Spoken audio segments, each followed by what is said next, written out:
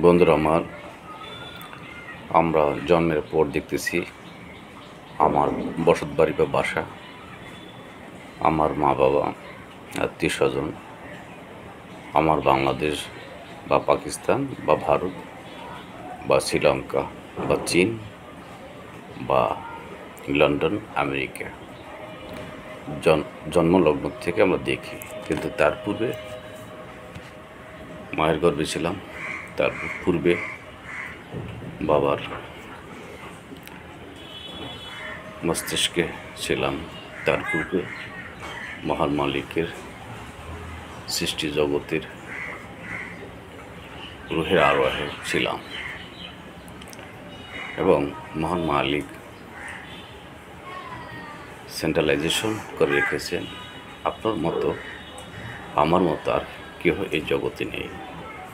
আমার সকল কথা, আমার স্টাইল হুবহু নকল করতে পারবে না আমার চেহারা সুরতের সাথে। তাহলে এই সৃষ্টির চরাচর একটি গন্ডল ঘটে যেত, অবপাত রটে যেত। তাই আমরা সৃষ্টির রহস্য নিয়ে চিন্তা ভাবনা করব, আল্লাহর কুদরত নিয়ে চিন্তা ভাবনা করব। ইবাদত হয়ে যাবে, নফল ইবাদত হয়ে যাবে। হাদিসে কুরসির মধ্যে রয়েছে সৃষ্টির রহস্য নিয়ে চিন্তা ভাবনা করা। তাহলে মহান মালিককে আমরা বুঝতে পারবো, তিনি রব আর রবুবিয়তের মালিক। এই সৃষ্টি জগৎ তিনি তার পরিচালনায় রয়েছে। গোটা বিশ্বের মধ্যে সূর্য উদিত হয়, সূর্য অস্তমিত হয়। কে বা সূর্য উদিত করেন বা কে বা সূর্য অস্তমিত করিয়ে দেন। এই পৃথিবীটা সেন্ট্রালাইজেশন করে রেখেছেন।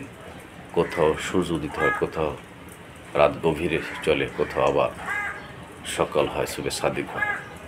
এই মহাবিশ্বকে চিন্তা করা অনেক গভীর বিষয় রয়েছে।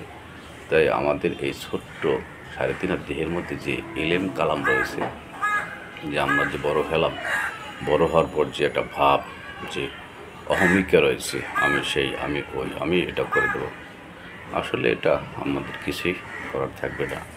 বা একটা সময়সীমা আপনাকে আমাকে দিয়েছে, সেইভাবে আমাদেরকে চলতে হবে। আমি যে দেশেই থাকি না কেন, আমার সুন্দর অবয়ব, বাণী, কর্ম, আমার সকল কিছুর সাথে ভালো মহব্বত, সকল সৃষ্টিকে ভালোবাসব। আমার আমিত্ব আমাকে এই 3.5 দেহ থেকে বের করে দিতে পারলেই আমরা হুশ হব এবং মানুষ হব। তবেই আমাদের আত্মার মুক্তি আসবে।